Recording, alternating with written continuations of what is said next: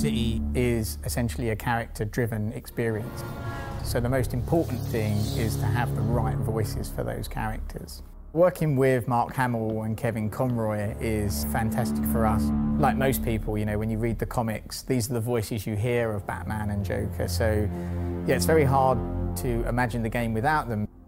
Batman isn't just this steely-eyed guy sitting on the rooftop, dropping down, making the odd, you know, quip and then punching people. You know, he's going through hell. You're not safe here. No one is.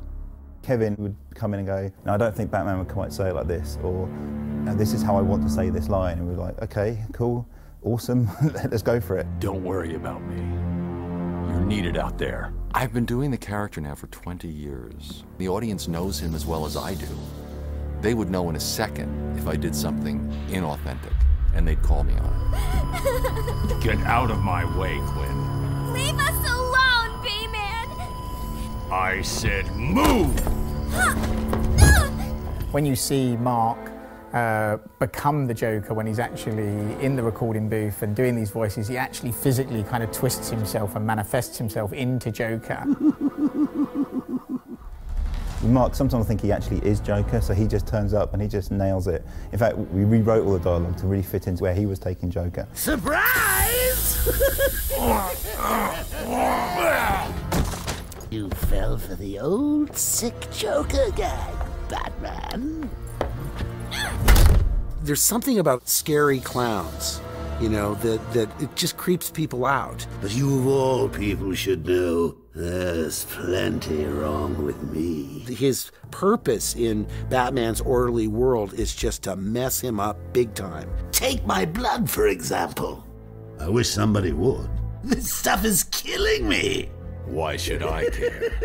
Because now, there's a teeny little bit of me in you too, Bats. He gets great joy out of just the most sadistic, oddball things. Imagine sucking down that last breath knowing that Gotham is doing the same. What are you talking about? Oh, didn't I say? I've spent weeks shipping samples of my blood to emergency rooms all over the city. Because of the complicated character, Bruce Wayne and the Joker, there's a sort of a mutual respect there. Even though he knows he's insane, and he knows he has to be controlled, he would never want to kill him.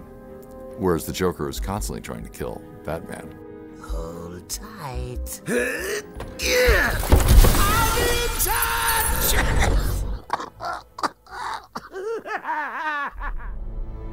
Starner, she came having prepared absolutely everything about Talia. She was a huge fan, as it turns out. You know, read all the books, read all the comics, and just really understood it right from the get-go. It's different voicing a character versus actually acting or performing a character on screen. The only tool that you have to access is your voice. How did you find us? I recognized your personal guard. It was just a matter of following her. Please, mistress, he tricked me. Leave! I will deal with you later. I think Talia is really interesting because she skirts the line between good and bad, and you're not sure if she's completely aligned with the bad guys or the good guys. You didn't need to get yourself arrested to see me, Bruce. After that night we spent in Metropolis, you could have just called. She has this dichotomy in that she's sexy and she's vulnerable, and there are some things that can pull at her heartstrings that she will fight for that suggest that she's more than just like a cold assassin. She's got something that she's willing to risk her life for. You lied to me. I thought you loved me, Bruce. Authentic voice acting and having this direct link into Hollywood and working with all these great actors, I mean, for us, it is the real difference between making a good game and a great game.